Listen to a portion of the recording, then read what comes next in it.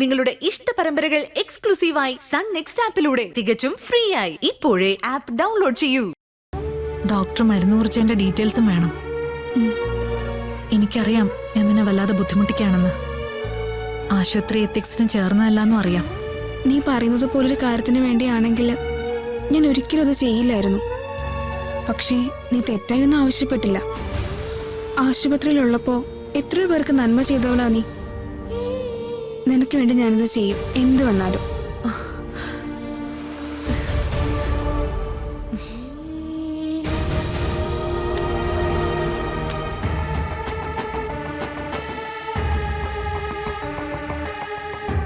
ജീന, കിട്ടുന്നില്ലേ?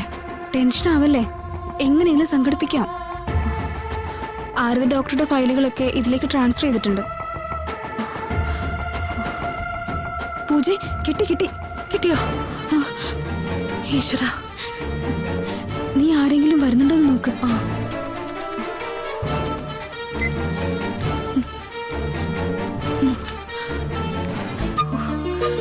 രക്ഷപ്പെട്ടു, അജോട്ട് രക്ഷപ്പെട്ടു. ജീന, നിന്നോട് എത്ര നന്ദി പറഞ്ഞാലും മതിയാവില്ല. ഒരിടി വെച്ചൊരു ഞാൻ നോക്ക്, നിന്റെ കല്യാണത്തിന് സാക്ഷിയാ ഞാൻ. അന്നത്തെ ദിവസം ഓർക്കുന്നുണ്ടോ? കല്യാണത്തലേന്ന് ഞാൻ നിന്നോട് പറഞ്ഞു, ഒന്നുകൂടെ ആലോചിക്ക്, ഇയാള് ശരിയാവില്ലെന്നൊക്കെ. പക്ഷെ എനിക്ക് തെറ്റിപ്പോയി. ലോകത്ത് ഇത്രയും ചേരുന്നൊരു ഭർത്താവ് നിനക്ക് വേറെ കിട്ടില്ല. അതെനിക്ക് പിന്നീട് മനസ്സിലായി. ഇതുപോലെ സ്നേഹിക്കാൻ അറിയാവുന്നൊരു ഭർത്താവ്, അത് മാത്രമല്ല ഇതുപോലൊരു മനുഷ്യനെ വേറെ കിട്ടില്ലെന്നും മനസ്സിലായി. അസൂയ തോന്നുന്ന ജീവിതം എന്നൊക്കെ പറയാറില്ലേ, അത് നിങ്ങളുടെ ജീവിതത്തിലുണ്ട്. ആ ജീവിതം കൂടുതൽ സന്തോഷമാവാനാ ഞാൻ ഇതൊക്കെ ചെയ്യുന്നത്. വാ, വേഗം ഇവിടെ നിന്ന് പോവാം.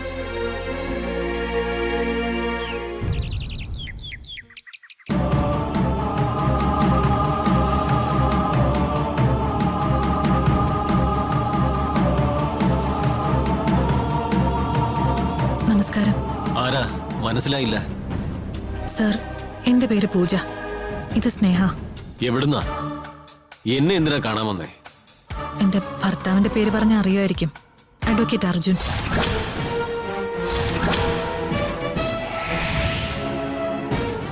ഓ, ആ ദുഷ്ടന്റെ ഭാര്യയാണല്ലേ? കടന്നു പൊയ്ക്കോണം ഇവിടുന്ന്. ശുപാർശയ്ക്ക് വന്നതായിരിക്കും. എന്റെ മോളോട് പറഞ്ഞ് ഈ കേസിൽ നിന്ന് പിന്മാറാൻ. നാണമില്ലേ നിങ്ങൾക്ക്? കടന്നു പോയിന്റെ മുന്നിന്ന്. നിന്റെ ഭർത്താവ് അർജുൻ, അവൻ ജീവിതകാലം മുഴുവൻ അകത്ത് കിടക്കും. അടുത്ത മാസം ചിലപ്പോ എന്നെ അവന്റെ ജയിലിലോട്ട് മാറ്റും.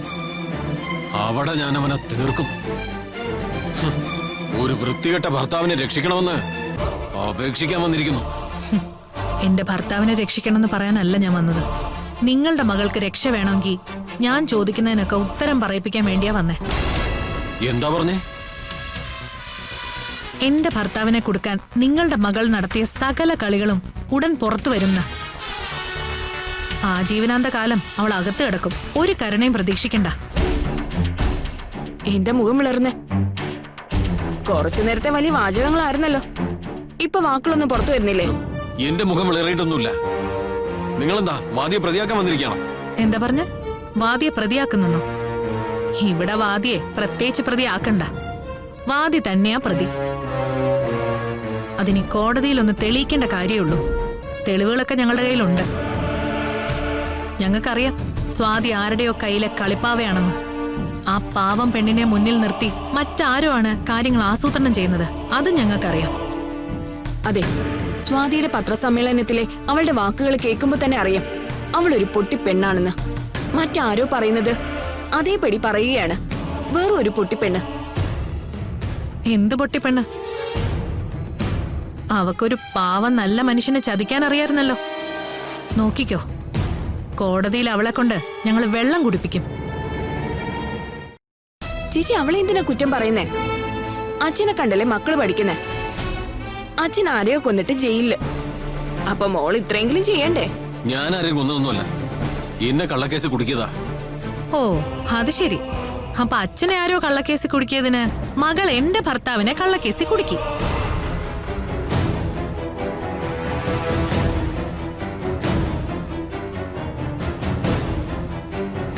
നിങ്ങൾ പറയുന്നത് നേരാ.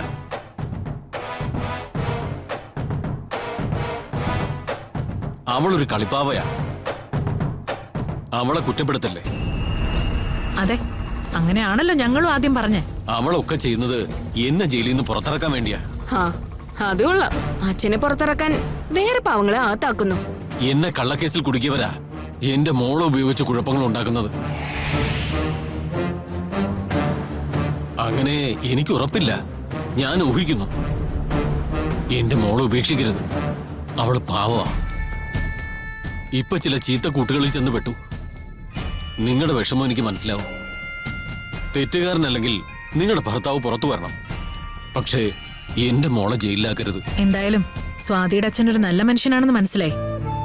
ഒരു കാര്യം ഉറപ്പു തരാം, എന്റെ ഭർത്താവ് ജയിലില്ല. പുറത്തിറങ്ങിയ നിങ്ങളുടെ കേസ് വാദിക്കും.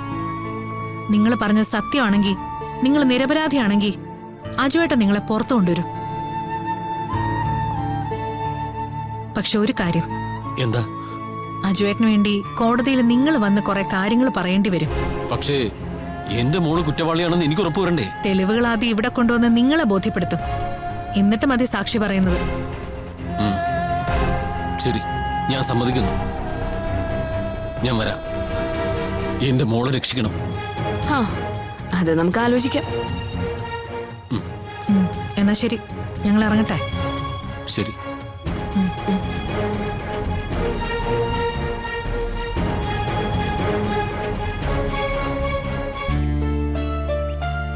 ചേച്ചി, എന്തു തോന്നുന്നു? അയാള് സാക്ഷി പറയാൻ വരുവോ? വരും, ഉറപ്പായും വരും. നീ വാ.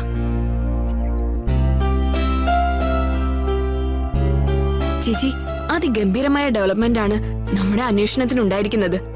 നമ്മൾ വിജയത്തിന് അടുത്തെത്തിയിരിക്കുന്നു. ലാബ് ടെസ്റ്റിന്റെ റിപ്പോർട്ട് ഏറ്റവും കൃത്യമായ ഒരു തെളിവാ. ഒരു കോടതിയും ഈ തെളിവ് തള്ളിക്കളയില്ല. ഞാൻ പറഞ്ഞില്ലേ സ്നേഹ, സ്നേഹസദനത്തിലെ രാധമോളോട് നന്ദി പറയണ്ടേ. എന്ന് വെച്ചാ ആ മോൾക്ക് പനി വന്നതിന് നന്ദി പറയണമെന്നല്ല. ആ മോളാ ആശുപത്രിയിലേക്ക് നമ്മളെ കൊണ്ടുപോയത്. അങ്ങനെയാ ജീനെ കണ്ടുപിടിച്ചത്. അച്ഛമ്മ എന്ന് പറഞ്ഞതുപോലെ പൂജേച്ചിയുമായി ആ മോൾക്ക് എന്തോ ബന്ധം ഉണ്ടാവും. ഞാനൊരു തമാശ പറഞ്ഞതാട്ടോ. ഞാൻ കാര്യമായിട്ട് തന്നെ എടുക്കുക. രാധമോൾക്ക് ഞാനുമായി എന്തോ ഒരു ബന്ധമുണ്ട്. ബ്ലഡ് ഗ്രൂപ്പ് പോലും ഒന്നാ. പൂജേച്ചി, ഇനി അന്വേഷണം മെഡിക്കൽ സ്റ്റോറിലേക്കല്ലേ? അല്ലേ ചേച്ചി, പക്ഷേ നമ്മൾ ഏത് മെഡിക്കൽ സ്റ്റോറെന്ന് വെച്ചോണ്ട് അന്വേഷിക്കുന്നത്?